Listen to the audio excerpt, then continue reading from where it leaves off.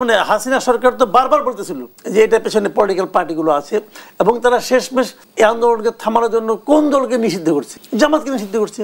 জামাতের নায়েবে আমির তাহের সাহেব বিবিসিকে একটা ইন্টারভিউ দিয়েছেন, দিয়ে উনি বলছেন যে এই আন্দোলনের পুরো আন্দোলনটার নেতৃত্বে আমরা ছিলাম, ছাত্র শিবির তারা বলতো, এবং তাদের প্ল্যান অনুযায়ী তাদের নেতৃত্বে আন্দোলনটা হয়েছে। উনি আবার এটা একদম সুন্দর করে ঐকিক নিয়মে প্রমাণও করে দিচ্ছে। আমি প্রথমে মাসুদ কামাল ভাই আপনার কাছে একটু আসতে চাই যে জুলাই ঘোষণাপত্রে আমরা বেশ কিছু 28টি দফা আমরা লক্ষ্য করেছি এবং সেখানে বেশ কিছু ঘোষণা আছে যে শহীদদেরকে জাতীয় বীর হিসেবে রাষ্ট্রীয় স্বীকৃতি দেওয়ার একটি ঘোষণা আছে এবং 2024 যে ছাত্র গণ অভ্যুত্থান সেটিকে রাষ্ট্রীয় এবং সাংবিধানিক স্বীকৃতি প্রদান করা হবে, যেটি নির্বাচিত পরবর্তী সরকার আসলে সেখানে সাংবিধানিকভাবে স্বীকৃতি দেওয়ার কথা উল্লেখ করা হয়েছে। আপনার মন্তব্য দিয়ে একটু শুরু করতে চাই।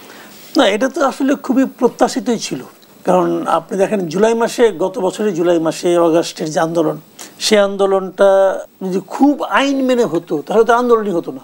আইন মেনে কখনো আন্দোলন হয় না, কিন্তু একটা রাষ্ট্রের মানে রাষ্ট্রীয় ক্ষমতায় বসেছিল, চেপেছিল একটা শাসক, যাকে আমরা স্বৈরাচারী শাসক বলছি, তার বিদায় তো সে তো তার মতো করে আইন বানায় নেয়, সেই আইন মানলে তো তাকে আপনি সরাতে পারবেন না। কিন্তু আইন তো ভাঙা হয়েছে।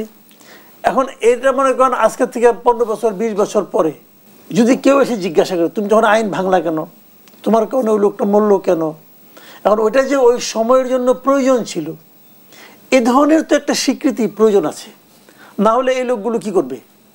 এই লোকগুলি একটা অনিরাপত্তা, এক ধরনের আতঙ্ক নিয়ে থাকবে নাকি? কাজে এটা রাষ্ট্রীয় একটা দায়িত্ব, এটা আসলে আরও আগে ঘোষণা করা উচিত ছিল, আরও অনেক আগে। এটা 1 বছর প্রায় 8 মাস পরে এসে ঘোষণা করা হলো, কারণ গত আপনার অগাস্টের পরের থেকে এটা ঘোষণা করা প্রয়োজন ছিল। তারপরে ছাত্ররা একসময় চাপ দিল যে 31শে আগস্ট তারা ঘোষণা করেই দিবে। তারপরে সরকার তাদেরকে বোঝালো না এখন এইভাবে করো না, আমরা সব দলের সঙ্গে মিলে করব। তারপরে তারা 15 দিন সময় নিল যে আমরা 15 দিনের মধ্যে কাজটা করে ফেলবো। এবং আমি যতদূর জানি প্রায় সকল রাজনৈতিক দল তাদের কাছে এটা কপি দেওয়া হয়েছিল, তারা তাদের মতো করে দেখে কেউ মতামত দিয়েছে, কেউ মতামত দেয়নি, যার যার মতো করে তারা দেওয়ার 2 দিন 3 দিনের মধ্যে সব তারা কিন্তু গভর্নমেন্টের কাছে ফেরত দিয়ে দিচ্ছে। এবং আমি মনে করি যেটা তখনই ঘোষণা করা উচিত ছিল। সরকার স্লো গেছে, কেন স্লো গেছে আমি জানি না। 15 দিনের কাজ তারা 8 মাস ধরে করছে। এটা এই সরকারের ক্যারেক্টার, তারা এরকমই করে, একটা নন সিরিয়াস টাইপের গভর্নমেন্ট আমি মনে করি এদেরকে। তো তারা এটা ঠেলে ঠেলে এই পর্যন্ত নিচ্ছে, তারপরে আজকে টিপ টিপ বৃষ্টির মধ্যে এটা ঘোষণা করে দিছে।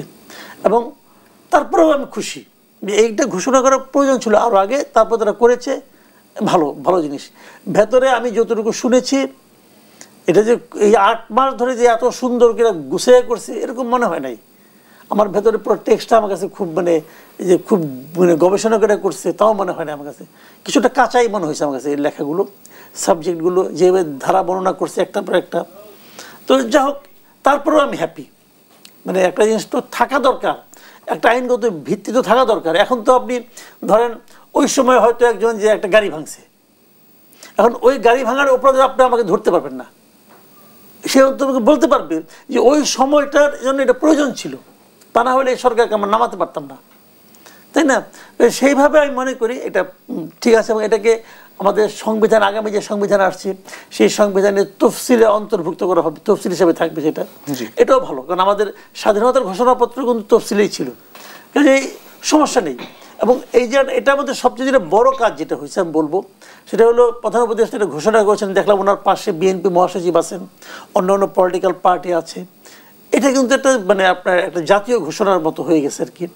এটা আমার কাছে মনে হচ্ছে এটা ভালো কাজ করতে পারছে সরকার। ধন্যবাদ। আমি জনাব হুমাম কাদের চৌধুরী আপনার কাছে আসি। স্বাধীনতার পরে সবচেয়ে বড় বেশি রক্তক্ষয়ী যে আন্দোলন 24-এর গণ অভ্যুত্থান, সেই অভ্যুত্থানের জুলাই আন্দোলনের অভ্যুত্থানের যে ঘোষণাপত্র আমরা আজকে দেখলাম, আপনি নিজেও দেখেছেন, আসলে এটা নিয়ে আপনার মন্তব্য একটু জানতে চাই। আসসালামু আলাইকুম। হ্যাঁ, আমরা সবাই দেখলাম আজকে। আমার মনে হয় যে বাংলাদেশে এমন কোনো ব্যক্তি নেই যে এই ঘোষণাটি দেখেনি। মাসুদ ভাইয়ের সাথে আমি একমত যে হ্যাঁ অবশ্যই অনেক খুশি হয়েছি। তবে আসলে এখনও ওরকম সময় পাইনি তো বিবেচনা করার, এটা নিয়ে একটু গবেষণা করা দরকার আছে যে ডক্টর ইউনূস সাহেব কী বলেছে। 28টা পয়েন্টস উনি দিয়েছে, ওটার মধ্যে আমার কাছে এসেছে যে 25 নম্বরের মধ্যে উনি নির্বাচনের কথা বলেছে। আমার মনে হয় যে এই 28টা পয়েন্টই 1 বছর যে লাগলো এগুলাতে আমাদের একটা ফাইনালাইজ করে একটা ড্রাফট হিসাবে আসা আমার মনে হয় যে একটু অনেক বেশি সময় লেগে গেছে। এটা নিয়ে অনেক তালবাহানা হয়েছিল, এটা নিয়েও অনেক রাজনীতি হয়েছে। আমার মনে হয় যে যারা নতুন দল গঠন করেছে তারা অনেক আগেই বলেছিল যে এই ঘোষণাটা তাড়াতাড়ি হয়ে গেলে ভালো হতো। আমরাও একই মতে ছিলাম যে ঘোষণাটা যদি যত জলদি হওয়া যায় তত ভালো আমাদের জন্য, আমরা আগাতে পারতাম, হয়তো নির্বাচনের ডেটও হয়তো আরও সামনে চলে আসতো। আশা করছি যে কিছুটা পড়াশোনা করে বুঝতে পারবো যে ভিতরে কি আছে। তবে বাংলাদেশের জাতির যারা যারা আছে আমরা সকলেই আশা করছিলাম যে এটার মাধ্যমে আমরা একটা খুব ক্লিয়ার পিকচার পাবো যে সামনের নির্বাচনটা কীরকম হতে পারে। এবং আমি ব্যক্তিগতভাবে একটা জিনিস নিয়ে আশা করছিলাম যে গত এক বছরে যে ঘটনাগুলি ঘটেছে ওগুলাকে নিয়েও কিছু বিবেচনা করা হবে এই ঘোষণাপত্রের মধ্যে, ওগুলা কিন্তু এখানে আসেনি। নিশ্চয়। আমি পরবর্তী প্রশ্নে যেতে চাই। আপনি বা আপনার দল, আপনারা গত 16 বছর ধরে এই গণতন্ত্রের জন্য আন্দোলন করেছেন, লড়াই করেছেন, অভ্যুত্থানে সরাসরি আপনারা ফ্রন্ট লাইনে ছিলেন। আমরা একটু এই অভ্যুত্থানটিকে আসলে কিভাবে ব্যাখ্যা করবেন? এখানে আমাদেরকে অনেকবার করে বলা হচ্ছে যে এই জুলাই আন্দোলনটা, আজকে 36শে জুলাই, আমরা সকলেই এটাকে মেনে নিয়েছি 36শে বর্ষপূর্তি। তবে আন্দোলনটা কিন্তু 16 বছর ধরে হয়েছে। এই আন্দোলন শুরু করেছিল কিন্তু বেগম খালেদা জিয়া, ওনার ঘোষণার মাধ্যমেই কিন্তু আমরা মাঠে নেমেছিলাম। পরবর্তীতে অনেক কিছু ঘটে গেছে, অনেক মানুষ, অনেক নেতাকর্মী আমাদের যারা প্রাণ দিয়েছে এই আন্দোলনের মাধ্যমে, তাদেরকে স্মরণ করছি আজকে। আমরা জানি যে আজকের দিনটাতে এক বছর আগে 290 জন বোধহয় মারা গিয়েছিলেন। শেখ হাসিনা পালিয়ে গিয়েছিল 5 আগস্টে 290, আমি যদি ঠিক পড়ে থাকি 290 জন মারা গিয়েছিলেন। তাদেরকে আজকে স্মরণ করা হয়েছে। তার সাথে সাথে আমার মনে হয় যে এই গত 16 বছরের মধ্যে যারা যারা মারা গেছেন, যারা যারা শহীদ হয়েছেন, তাদেরকেও স্মরণ করা উচিত ছিল। আমরা ওটা দলীয়ভাবে তো সবসময় স্মরণ করি, তবে এই জিনিসটার মধ্যে যদি ঘোষণাপত্রের মধ্যে থাকতো আমরা খুশি হতাম। এই ফ্রন্টলাইন যে কথাটা আপনি বললেন না, হ্যাঁ, ফ্রন্টলাইনে বিএনপি ছিল। বিএনপির সাথে আমাদের জোটের মধ্যে যারা যায়, জামাতে ইসলামীও ছিল আমাদের সাথে। আমরা সকলেই কিন্তু একদম ফ্রন্টলাইন ওয়ারিয়ার হিসাবে কাজ করেছি। পরবর্তীতে যখন এই আপনার কোটা আন্দোলনটা শুরু হয় তখন কিন্তু আমাদেরকে স্ট্রিক্ট ইনস্ট্রাকশন দিয়ে দেওয়া হয়েছিল, আমাদের হাইকমান্ডের থেকে স্ট্রিক্ট ইনস্ট্রাকশন ছিল যে আপনারা কিন্তু ফ্রন্টলাইনে আর থাকতে পারবেন না।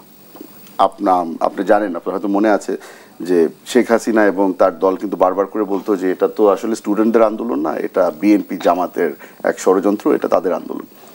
সেই কারণে আমরা ফ্রন্ট লাইনে থেকে আমরা পিছিয়ে চলে আসলাম। আমরা সবসময় জয়েন্টলি কাজ করেছি। আপনারা এখন দেখতে পাচ্ছেন যে অনেক অডিও বের হচ্ছে, অনেক ভিডিও বের হচ্ছে, যেখানে যারা বর্তমানে এনসিপির নেতৃত্ব দিচ্ছে তাদের সাথে আমাদের ছাত্র নেতারা কিন্তু বেশ রেগুলারলি যোগাযোগে ছিল। প্রতিটা মুভমেন্টের মধ্যে, প্রতিটা আন্দোলনের সাথে কিন্তু আমরা সরাসরি একসাথে কাজ করেছি। আশা করি যেভাবে করে আজকে এনসিপিকে হাইলাইট করা হচ্ছে, আর যারা যারা এনসিপির নেতৃত্ব যে তাদেরকে হাইলাইট করা হচ্ছে, আশা করছি যে আমাদের যারা নেতাকর্মীরা ছিল তাদেরকেও সামনে হাইলাইট করা হবে। ধন্যবাদ। আমি যারা মাসুদ কামাল আপনার কাছে আসি, যে আসলে একই রকম প্রশ্ন, আসলে অভ্যুত্থান ঠিক আপনি কিভাবে দেখেন? এই যে অভ্যুত্থানটি মুক্তিযুদ্ধের পরে সবচেয়ে বেশি রক্তক্ষয়ী আন্দোলন বলা যায় এটাকে। ঠিক আছে, আপনি ঠিক বলেছেন। এটা মুক্তিযুদ্ধের পরে সবচেয়ে বেশি রক্তক্ষয়ী আন্দোলন এটাই ছিল। কারণ 90-এর যে গণঅভ্যুত্থানটা যেটা হয় আর কি, এরশাদ বিরোধী আন্দোলনটা, সেই আন্দোলনে তো আমি সরাসরি ছিলাম, তখন তো মাত্র আমার ছাত্রত্ব শেষ হয়েছে আর কি। সেটাও কিন্তু এরকম হয় নাই, এটা অনেক বেশি, এটার মধ্যে একদম মানুষের ইনভলভমেন্ট বেড়েছিল। ওটাকে বরং আমি নগর কেন্দ্রিক আন্দোলন বলবো, এরশাদের বিরুদ্ধে আন্দোলনটা, এটা সারা দেশ ইনভলভ হয়ে গেছিল। এখানে যে জিনিসটাকে খুবই দুঃখজনক আমি বলবো আর কি, সেটা হলো এই আন্দোলনের ক্রেডিট নেওয়ার জন্য ইদানিং আমরা যে একটা খামসি বুঝেন, খামসি দেখছি, এটা আমাদের খুব বেদনা দেয়। ওই দিন দেখলাম জামাতের নায়েবে আমির তাহের সাহেব বিবিসিকে একটা ইন্টারভিউ দিয়েছেন, দিয়ে উনি বলছেন যে এই আন্দোলনের পুরো আন্দোলনটা নেতৃত্বে আমরা ছিলাম, জামাত ইসলাম ছিল, ওনাদের মাধ্যমে ওনারা ইনস্ট্রাকশন দিত এবং ছাত্র শিবির তারা বলতো, এবং তাদের প্ল্যান অনুযায়ী তাদের নেতৃত্বে আন্দোলনটা হয়েছে। উনি আবার এটা একদম সুন্দর করে ঐকিক নিয়মে প্রমাণও করে দিছে। কীভাবে প্রমাণ করছে? যে গভর্নমেন্ট তো হাসিনা সরকার তো বারবার বলতেছিল যে এটা পেছনে পলিটিক্যাল পার্টিগুলো আছে, এবং তারা শেষমেশ এই আন্দোলনকে থামানোর জন্য কোন দলকে নিষিদ্ধ করছে? জামাতকে নিষিদ্ধ করছে। এতেই প্রমাণ হয় যে আমরাই ছিলাম আন্দোলনে। তো কথা হলো কি ভাই, আপনি তাহের সাহেব আপনি প্রমাণ করেন 100 বার, কোনো সমস্যা নাই, আপনি প্রমাণ করে আপনি আনন্দ পান, আমার কোনো আপত্তি নাই। আবার বিএনপি কাজ করতে পারে, তারা আনন্দ পাক, কোনো সমস্যা নেই। কিন্তু এই আন্দোলনের সময় তো আমরা বিদেশে ছিলাম না, আমরা তো এই দেশে ছিলাম না এখানে। আজকে আল জাজিরা করতেছে, এখানে সাদিক কায়েমকে হিরো বানাচ্ছে, আবার নাহিদ ইসলাম বিবৃতি দিয়া সাদিক কায়েমকে জিরো বানাচ্ছে। এই হিরো জিরো কম্পিটিশন আমরা দেখতে চাই না, কারণ মাত্র দগদগে ঘটনা, 1 বছর হয় নাই, আমরা তো ছিলাম। এই আন্দোলন ছিল সারা দেশের মানুষের একটা স্বতঃস্ফূর্ত আন্দোলন। এই দেশের উপর দীর্ঘ 15-16টা বছর এই শেখ হাসিনা এবং তার দোসররা এমন অত্যাচার করেছে, এমন টর্চার করেছে, সমস্ত সেক্টরে মানুষের বাক স্বাধীনতা কেড়ে নিয়েছে, মানুষের গণতান্ত্রিক অধিকার কেড়ে নিয়েছে। ভাই 30-32 বছর বয়স হয়ে গেছে একটা লোকের, সে জানে না কিভাবে ভোট দিতে হয়। এটা পৃথিবীর কোথাও সম্ভব? এখানে হয়েছে এটা। উত্তর কোরিয়াতেও ভোট দিতে হয়, ভোট দিতে পারে, একটা থেকে প্রার্থী, কিন্তু ভোট দেওয়ার সুযোগটা তারা পায়। আমাদের এখানে 30-32 বছর বয়সের লোক অনেক পাইছি আমি, যারা বলছে জীবনে কোনোদিন ভোট দিতে পারে নাই। এই কাজটা করছে, তো করার পরে এই মানুষগুলি তার উপরে কি হ্যাপি ছিল? হ্যাপি ছিল না। কিন্তু সমস্ত মানুষের পুঞ্জীভূত ক্ষোভ একটা ছোট্ট স্পার্ককে কেন্দ্র করে তারা প্রজ্বলিত হয়ে গেছে, সবাই মাঠে নামছে। এই আন্দোলনে কোনো নেতা ছিল না। এই আন্দোলনের নেতা খুঁজতে হয়, এই আন্দোলনের নেতা ছিল একদিকে বললে নেগেটিভ ভাবে বললে শেখ হাসিনা, সেই ছিল নেতা, যে কি কি করতে হবে পাবলিক এসে উস্কাইছে। তার প্রত্যেকটা স্টেপ ছিল আন্দোলনের পক্ষে, সে প্রত্যেকটা ভুল স্টেপ নিছে প্রতিবার, এবং সেটা আন্দোলনকে আরো বেগবান করছে। আর প্রকৃত লিডার ছিল দেশের মানুষ, সবাই ঐক্যবদ্ধ ছিল সবাই। এবং কাউকে কেউ কারো ইনস্ট্রাকশন শুনে করছে তা কিন্তু না। নাম কেন এই যে আপনার এই যে কি বলে আপনার নাহিদ ইসলাম, সার্জিস, হাসনাত, এরা মুচুলোকে দিয়ে আন্দোলন ই করছিল না, বন্ধ করছিল না, আন্দোলন তো তার প্রত্যাহার করেছিল, আন্দোলন শেষ। তখন তো দিছে ভাই লেখা তো এখনো দেখি। তখন প্রাইভেট ইউনিভার্সিটি করছে না, আন্দোলন শেষও নাই, আন্দোলন তো শেষ হয়ে গেছিল ভাই। প্রাইভেট ইউনিভার্সিটি আন্দোলনকে জায়গায় রাখছে, যাত্রাবাড়ি পোলাপার আন্দোলনের জায়গায় রাখছে। এখানে কি সবাই আইডি কার্ড নিয়ে এসেছিল যে আমি অমুক ইউনিভার্সিটির স্টুডেন্ট? পাবলিক আমি দেখছি। শোনেন, আমি অত দূর যাবো, আমি আমার নিজের ফ্যামিলির কথা বলি। আমার এখন কি এককভাবে ক্রেডিট নেওয়ার চেষ্টা দেখছি আমরা? এটা হচ্ছে, হ্যাঁ হচ্ছে, তো বললাম তো একটু আগে। একজনে বলে সাদিক কায়েম হিরো, নাহিদ ইসলাম বলে সাদিক কায়েম জিরো। ওরে হিরো বানানোর প্রবণতা যেটা, ওইটাও খারাপ, তাকে জিরো বানানোর প্রবণতা ওটাও খারাপ। ইতিহাসে যার যার অবস্থান, এখানে আপনি একজন লোককে আলাদা করতে পারবেন না যে না থাকলে আন্দোলন হইতো না। সব দলের নেতৃত্বে আসে কোথায়? সাধারণ মানুষ এমন থাকে, এমন একজন লোক থাকে যে যাকে বাদ দিলে আন্দোলন হইতো না, তাহলে বুঝতে হবে সেই নেতা। ওই নেতা এখানে কে, কারে বাদ দিলে আন্দোলন হইতো না? যখন 6 নেতা বললো যে আমরা আন্দোলন শেষ, তখন আন্দোলন তারা বন্ধ করতে পারছে? পারে নাই তো, আন্দোলন তো হয়ে গেছে। কাজে এই জিনিসটাকে মানতে হবে, এটা ছিল সবার আন্দোলন। আচ্ছা ধরেন আপনার শেখ হাসিনা ক্ষমতা আসার পর এই যে 15টা বছর, এই 15 বছর বিএনপির লিডাররা কি করছে বলেন তো? কি করছে? ঘরের মধ্যে ঘুমিয়ে ছিল? তারা কি করছে? তারা তো প্রথম দিন থেকে তারা শেখ হাসিনা শাসনের বিরোধিতা করতেছে না। এই যে শেখ হাসিনা শাসনের বিরোধিতা করা, তার বক্তব্য যদি একজন লোক শুনে যদি সে যদি উদ্দীপ্ত হয়, এটা কি আন্দোলনের অংশ না? একটা এটা কি আন্দোলন না? আন্দোলনটা কি হবে হয়? আপনি যখন পানিকে আগুন দিয়ে চাপ দেন, চাপ দেওয়ার সঙ্গে সঙ্গে সেটা ফুটে বাষ্প হয়ে যায়, তা হয় না। কিন্তু ওই পানির মধ্যে তাপ জমা হতে থাকে, হতে হতে হতে হতে চাপ যখন বাড়তে বাড়তে 100 ডিগ্রি সেলসিয়াস হয়ে যায়, তখন সেটা এই হয়ে যায়, বাষ্প হয়ে যায়। তো আপনি বাষ্পটা দেখে যদি বলেন যে ওইটুক সময় আন্দোলন হচ্ছে, তা না রে ভাই, শুরুর থেকে এগুলো তাপ হচ্ছে, মানুষ উত্তপ্ত হচ্ছে, ক্ষুব্ধ হচ্ছে। এইভাবে বিচার করতে হবে। যারা নিজেরা ক্রেডিট নিতে চায় তাদেরকে আমি একটা কথা খেলে অনুরোধ করব যে আপনি নেওয়ার কেউ না, জনগণ যদি আপনাকে দেয় তাহলে বুঝবেন আপনার ক্রেডিট আছে, আর যদি জনগণ না দেয় আপনি দাবি করে নিতে পারবেন না। আমি আলোচনা আবারও ফিরবো একটি বিরতি থেকে ফিরে এসে। প্রিয় দর্শক, দেশ সন্ধানী একটি ছোট্ট বিরতি। জনাব হুমায়ুন কাদের চৌধুরী, আমি আপনার কাছে আসি। গত 16 বছরে নির্যাতিত পরিবারগুলোর মধ্যে অন্যতম আপনার পরিবার, এবং আপনি নিজেও সবচেয়ে বড় একজন ভিকটিম। আপনি নিজে গুমের শিকার হয়েছেন, আপনি গুম হয়েছিলেন। একটু সেই চিত্রগুলো একটু জানতে চাই, সেই স্মৃতিগুলো আসলে। আলহামদুলিল্লাহ, আজকে প্রথম মানে এই ঘোষণাপত্রের মধ্যে আজকে বারবার করে কিন্তু এই গুম ব্যক্তিদের ব্যাপারেও অনেকবার তোলা হয়েছে। তো আমি অনেক গ্রেটফুল, আমি থ্যাংক ইউ জানাতে চাই। মাননীয় প্রধান উপদেষ্টাকে, যে উনি এই জিনিসটাকে স্মরণ করছে, উনি এটাকে ইম্পর্টেন্স দিচ্ছে। হ্যাঁ, আমি কিন্তু নিজেকে খুব ভাগ্যবান মনে করি যে আমার গুমের সময়টা খুব কম ছিল, 7 মাস।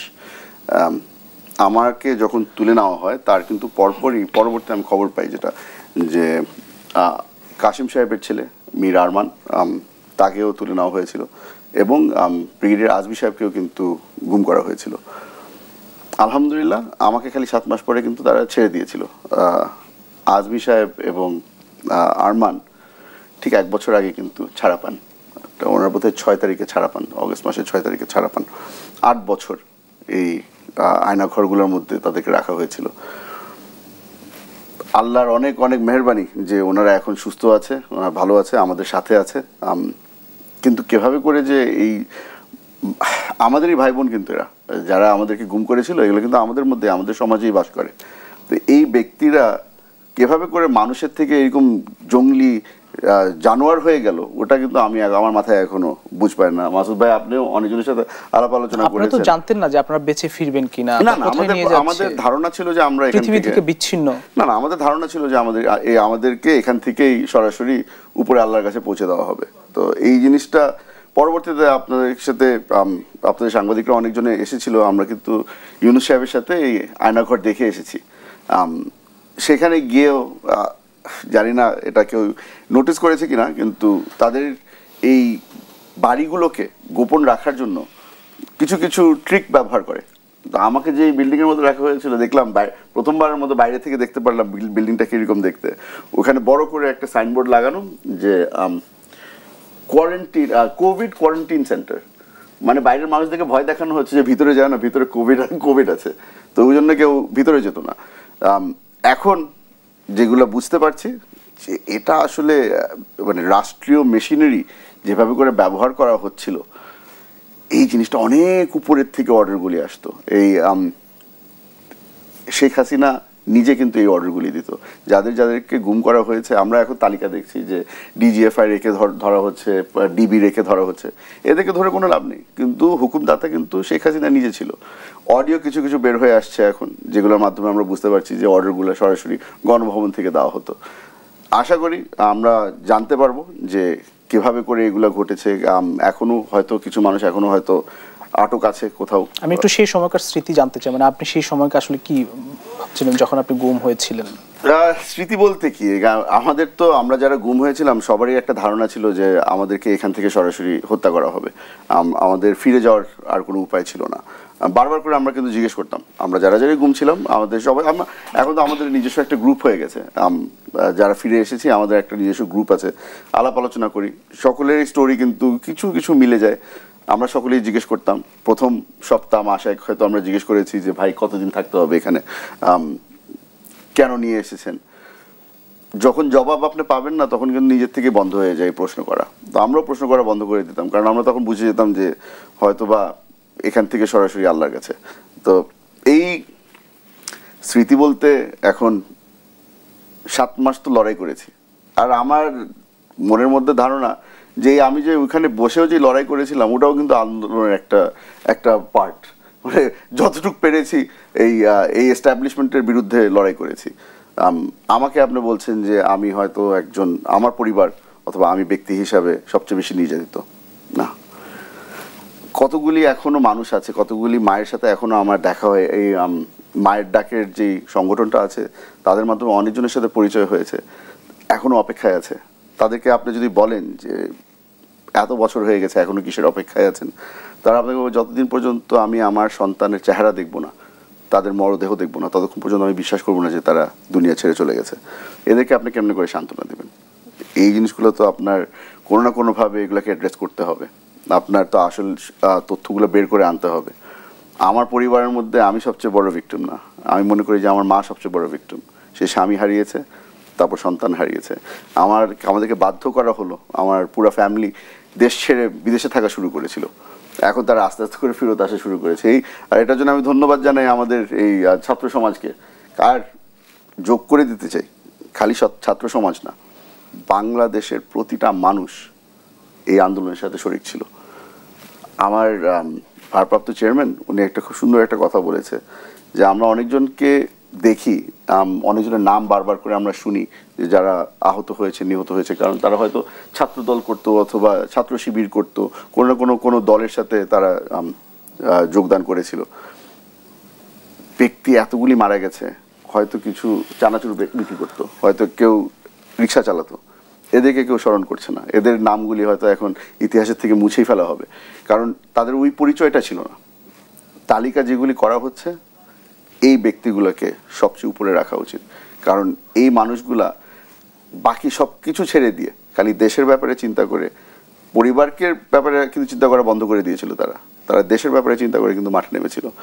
আপনার একটা খুব ফেমাস একটা ফুটেজ চলে এসছে, যে রিক্সাওয়ালাটা মরদেহ কিছু নিয়ে যাচ্ছিল, ও তো আর কিছু চিন্তা করেনি যে এটা কে, চিন্তা না এটা কেন হয়েছে তাও চিন্তা করেনি। সেখানে দেখছে যে একজন কম বয়সের মানুষ যাকে গুলি করা হয়েছে, এভাবে পুলিশ বাহিনী গুলি করেছে, সে পড়ে আছে, কেউ সাহায্য করছে না। সে মনের টানে সে বিশ্বাস করে যে এটা আমার দায়িত্ব, মুসলমান হিসেবে দায়িত্ব, যে আমার এই কাজটা আমার করতে হবে। এই ব্যক্তিগুলো হলো কি বাংলাদেশের আসল হিরো। এই ব্যক্তিগুলা এত 16 বছর ধরে যে কষ্ট করেছে, এই ব্যক্তিগুলোকে আসলে আমাদের সবচেয়ে বেশি হাইয়েস্ট অ্যামাউন্ট অফ রেসপেক্ট এদেরকে দেওয়া উচিত। এই যে এতগুলো মানুষ মারা গেল, বা এই যে আপনি গুমের কথা বললেন, শেখ হাসিনার সময় আপনাদের দলের অনেক লোক গুম হয়েছে, এটি সঠিক পরিসংখ্যান কি আমরা পেয়েছি? বা জুলাই আন্দোলনে যে যারা শহীদ হয়েছেন তাদের পূর্ণাঙ্গ আমরা কি তথ্য পেয়েছি? যে আমরা তো সবকিছুর মধ্যে, বাংলাদেশের মধ্যে আমরা রাজনীতিতে যারা ইনভলভ আছি না, আমরা এত বিতর্কের মধ্যে ঢুকে যাই। আজকে আমরা বলছি যে 1400 মানুষ প্রাণ হারিয়েছে এই আন্দোলনের মাধ্যমে। হ্যাঁ, 1400 মানুষের তালিকাটা যখন আমরা প্রকাশ্যে দেখব, তখন হয়তো দেখব যে অনেক পুলিশ বাহিনীর মানুষের নাম ওই তালিকার মধ্যে পড়ছে না।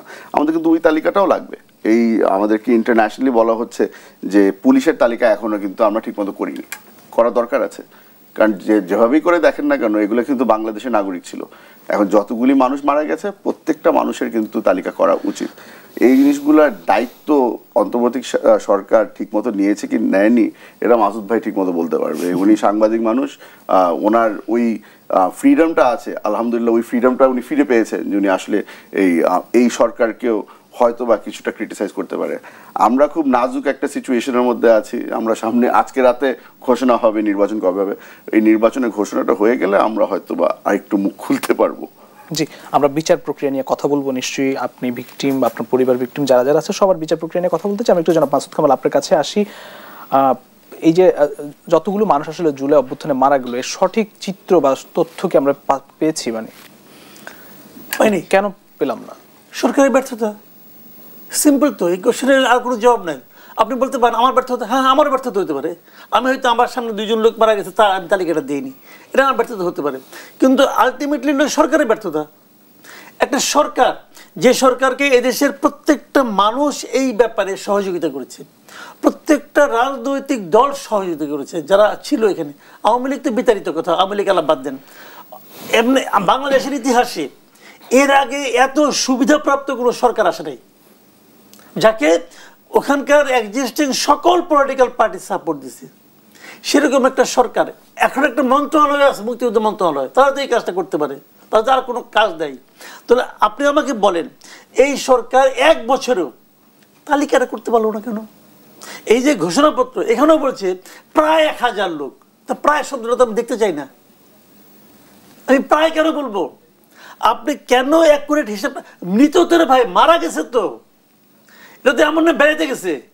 এটা তো বললাম 2,000 কাকের হিসাব না যে আরেক শহর থেকে এই শহরে আসবে। সম্প্রতি আমরা গণকবর দেখি, এগুলো তো মারা গেছে ভাই, কোন ফ্যামিলিতে কজন মারা গেছে, এই হিসাবটা আপনি বাই করতে পারেন না। সরকারের, আপনার সরকার তো মানে দেশব্যাপী, প্রত্যেকটা গ্রামে পর্যন্ত সরকারের একটা কেউ না কেউ প্রতিনিধি আছে। আগে মানুষের জন্ম মৃত্যু হিসাব নিতে চৌকিদার দফাদারা নিত, তাও তো তারা হিসাব পায়। একটা মানুষ জন্ম নিলে হিসাব পায়, একটা মানুষ মারা গেলে হিসাব পায়, সরকারের দপ্তর তো আছে। তো সেখান থেকে আপনি এই ঘটনায় কয়জন লোক মারা গেল হিসাবটা আনতে পারলেন না, কেন পারলেন না? আসলে আনতে যে হবে এই ব্যাপারে আপনি সিরিয়াস না। বলবেন কেন সিরিয়াস না? সিরিয়াস না এই কারণে আমি এখন সবচেয়ে যে কথাটা নাকি আমি বললে অনেকে আমাকে বলে আপনার আর কোনো কাজ দেখলে সরকারের সমালোচনা করেন। সিরিয়াস না এই কারণে যে চেতনার কারণে, যে চেতনায় উদ্দীপ্ত হয়ে আমাদের গত বছরের জুলাই আন্দোলনটা হয়েছিল, সেই চেতনা দ্বারা এই সরকারের উপদেষ্টাদের 80%-এর সঙ্গে কোনো ওই চেতনার সঙ্গে সম্পর্কই নেই, এদের সঙ্গে কোনো সম্পর্ক নেই, ইনক্লুডিং ডক্টর ইউনূস। যখন এখানে আন্দোলন হয়, ডক্টর ইউনূস তখন ফ্রান্সে, উনি আন্দোলনের সঙ্গে ছিলেন। যেদিন ওনার নাম ঘোষণা করা হয় ওই দিন উনি সার্জনের কাছে অপারেশন করতে গেছেন। হি ওয়াজ নট প্রিপেয়ার্ড যে আমার এই কাজটা করতে হবে, তাকে ছাত্ররা ফোন করে ডাইকে নিয়ে আসছে। তো আপনি তো কোনো প্রিপারেশন ছিল না, এবং আপনি এরকম কিছু অপ্রস্তুত লোককে এনে আপনি বানাই দিয়েছেন উপদেষ্টা। আলী ইমাম মজুমদার বলেন, আপনার বয়স্ক লোক একটা। নূরজাহান বেগম, উনি কি প্রিপেয়ার্ড ছিলেন যে উনি দেশের স্বাস্থ্য মন্ত্রণালয় চালাবেন? প্রিপেয়ার্ড ছিলেন না। স্বাস্থ্য মন্ত্রণালয় বড় মন্ত্রণালয়, বাংলাদেশের সবচেয়ে সেন্সিটিভ মিনিস্ট্রিগুলোর মধ্যে একটা। ওনার বাবা ছিলেন এক সময়, আমি তখন সাংবাদিকতা করি। তো এটা একটা সেন্সিটিভ মিনিস্ট্রি কিন্তু। তো আপনি কি করছেন এগুলো? এখন আপনি যাকে বানাইছেন মুক্তিযুদ্ধ বিষয়ক মন্ত্রী উপদেষ্টা, আপনার এলাকার লোক বানাইছেন, উনি কি করছেন আল্লাহ জানে, কিন্তু উনি কি করছেন আমি জানি না। তবে কি করেন না এটা আমি বলতে পারি, উনি একটা তালিকা করতে পারেন নাই। জুলাই আন্দোলনের পরে, মানে এত রক্তক্ষয়ী আন্দোলনের পরে মানুষের প্রত্যাশিত একটি সরকার আসলো, মানে জনপ্রিয়, আপনি বললেন যে সেটি সবার জনসমর্থন পেয়েছে এই সরকার। সেক্ষেত্রে জুলাই আন্দোলনের যে হত্যাকাণ্ডগুলো হয়েছে সেগুলোর বিচার প্রক্রিয়া কি সেভাবে এগোতে পারছে? না, হত্যাকাণ্ডের বিচার প্রক্রিয়া না, এটা একটা লম্বা প্রক্রিয়া, এটা অনেক লম্বা একটা প্রক্রিয়া হবে। কারণ এটা তো মনে করেন আপনার ধরুন মব, তো বিশাল একটা জনগোষ্ঠী তারা প্রতিরোধের জন্য দাঁড়িয়ে আছে। কেউ একজন গুলি করতেছে, গুলিটা করতে আসছে, অনেক সময় স্নাইপার দিয়ে অনেকে গুলি করছে শুনলাম। তো সেরকম গুলি যদি হয়, যেমন মুগ্ধ মারা গেছে, অনেকে বলে এটা নাকি স্নাইপারের গুলিতে মারা গেছে। এখন যে গুলি করছে সে তো হয়তো মনে করেন প্রায় আধা কিলোমিটার দূরে বসে আছে। এখন ওই লোক যদি নিজে স্বীকার না করে যে আমি গুলি করছি, তাহলে আপনি কীভাবে পাবেন? তাহলে ওখানে যে বসাইছিল ওখানে হয়তো 5 জন লোক বসাইছিল, কার এখান থেকে গুলি গেছে কে জানে। এটা কিন্তু বলা বড় করে আমি একটা এক্সাম্পল দিয়ে বলি যে আমরা এই জন্য সবাইকে কিন্তু আমরা বলছি শেখ হাসিনার অর্ডারে হয়েছে। এ ঠিক আছে, শেখ হাসিনার অর্ডার যারা ক্যারি করছে তাদেরও কি কোনোই দায় নাই? আপনি আমাকে কথা পাঠান, আপনি আমাকে বললেন যে ওই ঘরে যে আগুন দিয়ে আসো, আমি আগুন দিয়ে আসলাম, ঘর জ্বলে গেল। এখন আমাকে তো বললাম আমি তো কিছু জানি না, আমার উনি বলছে। তো আমি তো রোবট না, আমি তো মানুষ। আমার মধ্যে কি এই চিন্তাটুকু কাজ করে না? আগুন দিলে কি হয়? কাজেই দায় কিন্তু আমাকেও নিতে হবে, দায় আমাকেও নিতে হবে। এখন এই যে ওনার কথাটা বলি, ওনার যে ঘটনা উনি এতক্ষণ ধরে বললেন, ওখানে টর্চার করছে, যে করছে উনি তো বললেন সেও তো একজন মানুষ। তো উনি কে? এটাকে অনুসন্ধানের চেষ্টা করছে। গুম ঘর গুম করে রাখা হয়েছে, আয়না ঘর গুম করছে। এখানে হাসিনার অর্ডার করছে। হাসিনা তো 1 নম্বর কালপিট। আমি ওনাকে তো আমি আর ছাড় দিচ্ছি না। ওনার সঙ্গে তারেক সিদ্দিক সাহেব, ওনাকেও আমি ছাড় দিচ্ছি না। ধরেন আপনি বলতো যারা এটা এক্সিকিউট করলো তারা কি দুধে দেওয়া তুলসী পাতা? তো ওই সময় যে দিন ওনাকে ধরে গেলো, ওই দিন ওখানে কে ছিলেন ইনচার্জ, এটা কি আর্মি বলবে না? আর্মি তো বলা উচিত।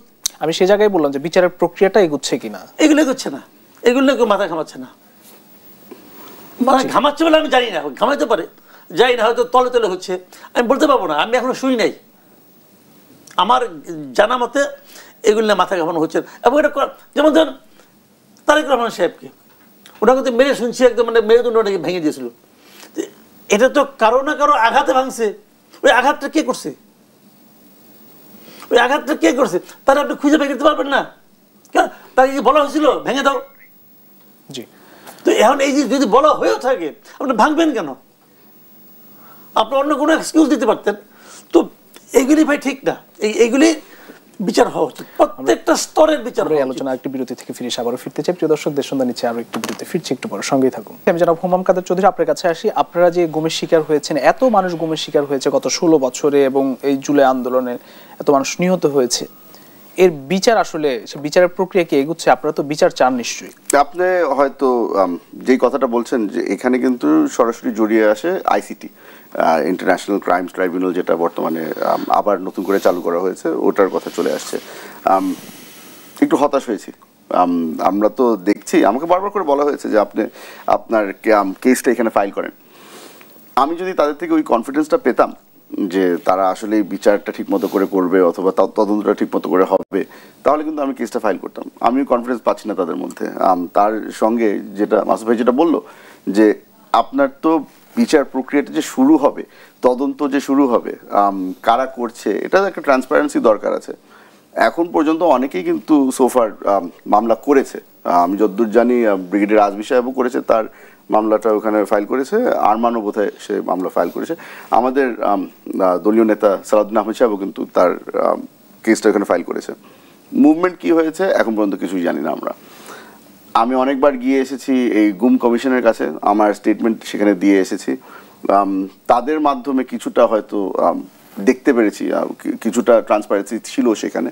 তাদের মাধ্যমে কিন্তু আমি আয়নাঘর নিজ চোখে দেখে এসেছি। আপনারা অনেক সাংবাদিকরা ছিলেন সেখানে। তো কিছুটা হতাশ হওয়ার পরে আমি কিন্তু ব্যক্তিগতভাবে একটা সিদ্ধান্ত নিয়েছি যে মামলা আমি ফাইল করব যখন একটা দলীয় সরকার থাকবে। কারণ তখন অন্তত কেন এখন হতাশ আপনার মধ্যে? কারণ এই মাসুদ ভাই যেটা বললো, এই সরকার তো অতটা সিরিয়াস না। মাসুদ ভাই যে জিনিসটা তুলে ধরলো যে কিছু কিছু বিষয় তারা প্রায়োরিটি দিচ্ছে, কিছু বিষয় আছে যে ওই হলে হলো না হলে নাই। এই আমাদের ঘটনাগুলি তাদের জন্য অতটা কিন্তু প্রায়োরিটি লিস্টের মধ্যে অতটা এখন তো স্বৈরাচার মুক্ত দেশ, আসলে এখন কেন স্বৈরাচার মুক্ত দেশ? কিন্তু এখন আপনার তো কেপেবল সরকার লাগবে আপনার, ঠিক না? আপনি আমি আপনার সাথে একদম পুরোপুরি একমত। আপনি যখন বললেন যে এটা জনগণের প্রত্যাশায় একটা সরকার গঠন করা হয়েছে, এইখানে আমি একটু সংশোধন করে দিই আপনাকে। আমরা জনগণ হিসাবে, আমি ব্যক্তিগতভাবে আমি জনগণ হিসাবে আমি আপনাকে বলছি যে আমরা ডক্টর ইউনূস সাহেবকে এই ইন্টারিম গভর্নমেন্টের প্রধান হিসেবে দেখতে চেয়েছিলাম। ওটাতে আমরা অনেক খুশি হয়েছিলাম যখন এই ছাত্ররা যখন ডিসিশন নিল যে এই ইন্টারিম গভর্নমেন্টের প্রধান আমরা ইউনূস সাহেবকেই নিব। অনেক হইচই, অনেক নেগোসিয়েশন করেছিল বোধহয় সেনা প্রধান সাহেবের সাথে। ওটার পরে ওটা আমরা একটা আলটিমেটলি ওনাকে প্রধান বানাতে পারলাম। তবে ওনার সাথে যে যারা যারা পরবর্তীতে যুক্ত হলো অ্যাডভাইজার হিসাবে, সেখানে আবার হতাশ হলাম আমরা। কাউকে আমরা চিনি না, তাদের ওই এক্সপিরিয়েন্স আছে কি নেই ওটা কেউ দেখলো না। এখন তারাই হয়ে গেছে আমাদের মাই বাপ, তারা এখন আমাদেরকে নতুন বাংলাদেশ দেখানোর চেষ্টা করছে। ভাই, যারা এই দায়িত্বগুলি নিয়েছে তারা আজ পর্যন্ত কি কি দায়িত্ব পালন করেছে, কি কি রেজাল্ট আমরা দেখতে পেরেছি তাদের থেকে, এটা তালিকা করা কিন্তু খুব জরুরি হয়ে গেছে। কারণ আমাদেরও কিন্তু ওই সারা বছর পরে একটা স্টুডেন্ট কিন্তু একটা রেজাল্ট শিট পায় যে কোথায় এ পেয়েছে, কোথায় বি পেয়েছে। জনগণ কিন্তু সামনে এদেরও একটা রেজাল্ট শিট দিবে। তো আমরাও দেখতে চাই যে কারা কোথায় কি কাজ করেছে, কোথায় সফল হয়েছে তারা। এই জিনিসটা আমাদের জন্য দেখা খুব জরুরি হয়ে গেছে। তার সঙ্গে সঙ্গে আমি একটা জিনিস বলবো যে আপনার যারা এই বিচার প্রক্রিয়ার সাথে জড়িত আছে,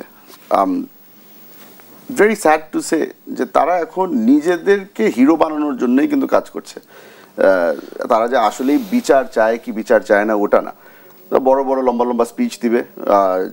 এখন সব কিছু টেলিভাইজড হচ্ছে, তো টেলিভিশনের সামনে প্রতিদিন আসবে, এসে তারা আমাদেরকে আপডেট দিবে যে কী হয়েছে না হয়েছে। বিচারের আসল মূল কি ঘটনা ঘটেছে অথবা ভিতরে কি হচ্ছে কি হচ্ছে না, আপনি ওই জিনিসগুলো কিন্তু প্রকাশ করা হচ্ছে না। আপনি হয়তোবা দেখবেন যে কিছু গত পরশু দিন ডেভিড বার্গম্যান আমাদের একজন সাংবাদিক আছেন, উনি কিন্তু বেশ ভালোভাবেই ক্রিটিসাইজ করেছে আইসিটির যে ট্রায়াল যেটা চলছে বর্তমানে, ওখানে কিন্তু সে অলরেডি ক্রিটিসাইজ করা শুরু করেছে। ডে ওয়ানে, প্রথম দিনেই ক্রিটিসিজম শুরু হয়ে গেছে। আপনার লক্ষণ কিন্তু আমি ভালো দেখছি না। এই জিনিসগুলো যদি এখন সংশোধন না করা হয় তাহলে আমরা কোনো সময় কোনো জাস্টিসের চেহারা দেখতে পাবো না। আর তার সাথে সাথে আমরা যারা ভিকটিম আছি তারা দিনে দিনে কিন্তু খাট্টা হতেই থাকবো। আমি আবারও আসবো আপনার কাছে। আমি যারা মাসুদ কামাল আপনার কাছে আসি যে আমরা আসলে অভ্যুত্থানের যে বিজয় বর্ষপূর্তি সেটি আমরা পালন করছি। এই সময় এসে আসলে যে গণতান্ত্রিক বাংলাদেশের যে আকাঙ্ক্ষা, অভ্যুত্থানের যে প্রত্যাশা, সে জায়গায় আসলে কতটা হাঁটতে পারছি? এখানে হয়তো হাঁটতে পারছি, বাট দৃশ্যমান না, একদমই দৃশ্যমান। আমি একটা কথা বলি মাঝে মাঝে যে এটা আমাদের ধর্মেও আছে এগুলো, যে কাজটা আপনি আমাকে করতে বলবেন অথবা যে কাজটা আপনি আমাকে করতে চাইবেন যে এই কাজটা আমি করে তোমাকে দিব, এই জিনিসটা এটা নিজের জীবনে করে দেখাতে হয়। এই যে আপনি আচরি ধর্ম বলে না, তো ওনারা একটা সংস্কার করবেন, সকল ক্ষেত্রে সংস্কার করবেন। সংস্কারটা কি সাধারণ মানুষকে বুঝে আপনি এখনো যে কোনো পাবলিককে জিজ্ঞাসা করেন যে জুলাই ঘোষণাপত্র এবং জুলাই সনদ পার্থক্যটা কি, বুঝবে না, বলতে পারবে না, সে বুঝেও না। কাজে এরকম মানে আপনার বাক্যের কচকচানি, শব্দের কচকচানি, এগুলি ইম্পর্টেন্ট না। ইম্পর্টেন্ট হলে জিনিসটা করে দেখাতে হয়। আপনারা যে সমস্ত সংস্কার করতে চান যে এগুলি আপনি করবেন, আপনি এটা পাইলেন কোথায়? তার মানে আপনাদের মনে হয়েছে এই কাজগুলি করা উচিত। সংস্কারগুলি কোথায় কাজে লাগাবো? যারা সরকারে থাকবেন তারাই তো কাজে লাগাবে। তো আপনারা তো একটা বছর সরকারে ছিলেন, তো একটা বছর আপনারা যা করতে চান সেগুলো নিজেদের জীবনে করে দেখেন না, তখন পাবলিকই বলবে আরে এই কাজগুলো তো খুব সুন্দর। আপনি বলবেন হ্যাঁ এটাই সংস্কার, আমি এটাই করতে চাই। আপনি বলেন তো গত এক বছরে এই সরকারের জীবন যাবে, এই সরকারের চাল চলন, কথাবার্তা কোনটা আগে সরকারের চেয়ে ভিন্ন ছিল বলেন তো আপনি? একই পদ্ধতিতে চলছে, সেম, সব সেম,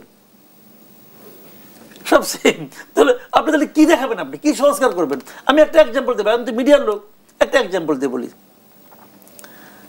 এই যে জুলাই আন্দোলন হবে, এই উপলক্ষে দেশের 170টা পত্রিকায় আগামীকালকে ক্রোড়পত্র ছাপা হবে। মানে ক্রোড়পত্র মানে সরকারি বিজ্ঞাপন, 170টা পত্রিকা। ঢাকার মধ্যে 70টা, ঢাকার বাইরে 100টা দৈনিক পত্রিকা। ঢাকার 70টার মধ্যে আমি ভাই 36 বছর ধরে সাংবাদিকতা করি, আমি গোটা 15 চিনছি, বাদ বাকি এগুলো চিনি না। ধরলাম 20টাই চিনছি, তো 50টা অখ্যাত পত্রিকায় আপনি কিন্তু বিজ্ঞাপন দিচ্ছেন। 2 পৃষ্ঠা বিজ্ঞাপনের মূল্য কত হবে? মিনিমাম 5 লাখ টাকা। এবং আমি এদের 2-1জনকে আবার জিজ্ঞাসা করছি কেমনি করে, একজন ফোন নাম্বার নিছি। এই একটা পত্রিকার নাম চিত্র, দৈনিক চিত্র, চিনেন? জীবনে শুনছেন পত্রিকা এগুলো? তো ধরেন এরকম একটা পত্রিকা, তো খবর নিয়ে কি জানলাম যে এখানে আসলে 5 লাখ টাকার মধ্যে ওরা 5 লাখ টাকা পাবে না, 2 লাখ টাকা করে ফিক্স হয়েছে। 2 লাখ টাকা তাদের দিতে হবে। কাকে দিতে হবে? দিতে হবে। তো এখন এই পদ্ধতিটা কিন্তু আগের গভর্নমেন্ট বলেছিল। সামনে জুলাই সনদ, তাহলে পার্থক্যটা কি হলো ভাই? জুলাই সনদে এখনো স্বাক্ষর হয়নি, সেক্ষেত্রে আসলে আমরা ঐক্য কতটা দেখি, যে অভ্যুত্থান পরবর্তী 1 বছর ঐক্যের জায়গায় কতটা দাঁড়িয়ে? জুলাই সনদ দিয়ে যদি আপনি বলেন সনদটা কি, এই যে আলোচনাগুলি হচ্ছে, এই আলোচনার মাধ্যমে কিভাবে দেশটা চালাতে হবে, যে সংস্কারগুলো, এই সংস্কারগুলিকে একত্রে বলা হবে জুলাই সনদ। এটা ভালো। আমি আপনাকে একটা মানে বলি, হয়তো ওনাদের একটু খারাপ লাগবে, যে এই যে সংস্কারগুলি হচ্ছে, এই ধরনের সংস্কার প্রস্তাব বিএনপির আরো 3 বছর আগে থেকে আছে। 31 দফা আছে না? আছে। তো এদের এই সংস্কার প্রস্তাব যেগুলি হচ্ছে, এগুলি যখন আলোচনা হচ্ছে, বিএনপি লোক আলোচনা প্রতিদিন করে, অমুক করে তমুক করে, ওই সময় কি বিএনপি তাদের 31 দফা নিয়ে সারা দেশের মানুষের কাছে তারা যাচ্ছে, ওই প্রক্রিয়া কি স্থগিত করছে? করে নাই। তো কেন করে নাই? বিএনপি তো বলতে পারতো যে আমরা একটা সরকারের সঙ্গে সংস্কার আলোচনা করতেছি, কিন্তু আমাদেরটা আপাতত স্থগিত, যেটা হয় তারপরে আমরা দেখবো। তা তো বলে নাই। বলে নাই এই কারণে বিএনপির বক্তব্য হলো, আমি যেটা বুঝি হয়তো তাদের এটাই বক্তব্য, যে আমরা তো অনেক গবেষণা করে আলোচনা করে 31 দফা বানাইছি, আমাদেরটা যে খারাপ, আমাদেরটা যে প্রয়োজনীয় না, আমাদেরটা যে প্রয়োগযোগ্য না, এটা কি তোমরা প্রমাণ করতে পারছো? পারে নাই। তো সরকারের উচিত ছিল কি, যখন তারা সংস্কার প্রস্তাবগুলি দিচ্ছে, তখন বিএনপিকে বলা উচিত ছিল ভাই আপনাদের 31 দফাটা আমাদেরকে দেন আনুষ্ঠানিকভাবে, আমরা ওইটার সঙ্গে এটা মিলাইয়া তারপরে মার্জ করে আমরা একটা বানাই। সেই মার্জিং কিন্তু কেউ যায় নাই। আলী রিয়াজ সাহেব করবো, আলী রিয়াজ সাহেব বিদেশ থেকে উড়াই নিয়ে আসছে বিদেশি এক জিনিস, সে আমাদের গণতন্ত্র শেখাচ্ছে। শিখেন গণতন্ত্র, ওনার সঙ্গে যারা যারা আছে সব বিদেশি, কাজ শেষ করে তারা আবার উড়াল দিব। যদি এমন হইতো তারা বলতো যে এটা করার জন্য আমি আমার আমেরিকার নাগরিকত্ব ত্যাগ করে আসছি, তাহলে আমি তাকে স্যালুট করতাম। তাকে তারা করছে? করে নাই। কাজে ভাই ভবিষ্যতে আমি বলে দিই আপনাকে, ধরেন হাইপোথেটিক্যালি ধরলাম বিএনপি ক্ষমতায় আসছে, বিএনপি এই সংস্কার প্রস্তাব যেগুলি হবে না, তাদের 31 দফার সঙ্গে যেগুলি মিলবে সেগুলি নিবে, বাকিগুলি আলহামদুলিল্লাহ। জি, ধন্যবাদ। আমি জনাব হুমায়ুন কাদের চৌধুরী আপনাকে দিয়ে শেষ করতে চাই। 16 বছরের আপনাদের আন্দোলন, আপনি নিজেও একজন রাজনীতিবিদ, এবং জুলাই অভ্যুত্থান, আপনার কি আকাঙ্ক্ষা আসলে বাংলাদেশের প্রতি, সেই পথে আমরা কতটা হাঁটছি? মাসুদ ভাই যেটা বললো যে শুরু তো করেছিলাম, যে ওই পথে হাঁটার স্বপ্ন দেখেই তো আমরা শুরু করেছিলাম, কিন্তু এখন বাস্তবায়ন কতটা হয়েছে ওটা নিয়ে সবার মনের মধ্যেই একটু সন্দেহ রয়ে গেছে। আসলে আমরা সত্যি করে বলতে আজকের দিনটা, এই যে 5টার সময় যে খুব সুন্দর একটা প্রোগ্রাম হলো, ভাষণ শুনলাম আমরা, সবাই একসাথে দাঁড়িয়ে আমরা জাতীয় সঙ্গীত শুনলাম, এই জিনিসটা কিন্তু অতটা মানুষ হয়তো মনে রাখবে না, কারণ আমরা সবাই এখন কিন্তু নজর রয়ে গেছে যে ওই 8টা 20-এ যে প্রোগ্রাম হবে, যে ঘোষণা আসবেন ওটা নিয়ে, ওই ভাষণটা নিয়ে আমরা সবাই একটু চিন্তিত আছি। আমরা সবাই এটার সাথে সাথে আমি একটা জিনিস আপনাকে যোগ করে রাখি, আমরা কিন্তু আশা করছি যে এই যদি আমাদের ইলেকশন ডেট ঘোষণা হয়ে যায়, আর আপনি যে কথাটা বললেন যে আমরা কতটুক এই কেমন বাংলাদেশ চাই, একটা জিনিসের দিকে একটু নজর রাখবেন। এই ঘোষণা আসার পরে যেই উপদেষ্টারা নির্বাচন করার জন্য কিছুটা শখ রেখেছে, তারা কি রিজাইন করে কি করে না, এই জিনিসটা দেখা কিন্তু খুব জরুরি হয়ে গেছে। কারণ আপনার আসলেই আমরা কি ডেমোক্রেটিক একটা সিস্টেমের মধ্যে থাকবো কি থাকবো না, আমরা কি আসলেই নতুন বাংলাদেশের দিকে হেঁটে চলছে নাকি না, এটা দেখার মধ্যে কিন্তু সবচেয়ে বড় সিগন্যাল এটা হবে যে এই যার যে উপদেষ্টারা সামনে সংসদ সদস্য হতে যাচ্ছে তারা কি ইমিডিয়েটলি রিজাইন করে কি করে না। যদি না করে তাহলে তো আমরা বুঝে যাবো যে আগের সিস্টেমটাই এখনো বহাল রয়েছে, যে যারা ক্ষমতায় একবার বসে থাকে তারা আর ক্ষমতা ছাড়তে চায় না। তো যতদিন পর্যন্ত আমি মন্ত্রীর পদে থাকতে পারি ওখানে আমরা থেকে গেলাম, পরবর্তীতে কিছুটা ম্যানিপুলেশন করে আমি সংসদে পৌঁছাতে চেষ্টা করব। এই জিনিসটা তো আগেও দেখেছি, তো ওই জন্য আমরা একটু বাংলাদেশের মানুষকে আমি সতর্ক করে দিচ্ছি যে এই জিনিসটার উপরে নজর রাখবেন আপনারা সকলে। নির্বাচনের সুস্পষ্ট রোডম্যাপ যদি আজকে পান তাহলে কোনো শঙ্কা আছে এরপরেও?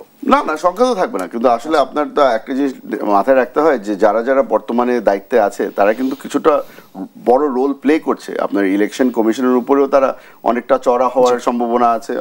আপনার সামনে ইলেকশনটা কিভাবে হবে, ডিসি কোথায় বসবে না বসবে, কোন ইএনও কোথায় দায়িত্ব পালন করবে, এই জিনিসগুলো তো তাদের হাতেই রয়ে যায়। ওই জন্যই বলছি যে আপনার লেভেল প্লেইং ফিল্ড যদি আপনারা আসলে দেখতে চান তাহলে তাদের পদত্যাগটা খুবই জরুরি। ধন্যবাদ। আমি একটু 30 সেকেন্ডের জন্য যেতে চাই জনাব মাসুদ খান আপনার কাছে। আজকে আমরা দেখলাম যে সোশ্যাল মিডিয়া ব্যাপক তোলপাড়, বিশেষ করে গণমাধ্যমগুলো তো দেখছি যে আজকে বর্ষপূর্তি পালন হচ্ছে জুলাই গণঅভ্যুত্থানে, সেক্ষেত্রে এনসিপির নেতাদেরকে আমরা কাউকে দেখছি যে কক্সবাজার, আসলে এটি নিয়ে মানে এটা হয়েছে কি জানেন, আমার কাছে খুব আমি একটু হতাশ হয়েছি এই কারণে, দেখেন নতুন দলটাকে কিন্তু আমি আসলে পার্সোনালি পছন্দ করি, কারণ এই যে আওয়ামী লীগ বিএনপি দেখতে দেখতে চোখ পুষে গেছে, তো আমরা চাচ্ছিলাম যে নতুন একটা ফোর্স আসুক, এদের উপর ভরসা করছিলাম।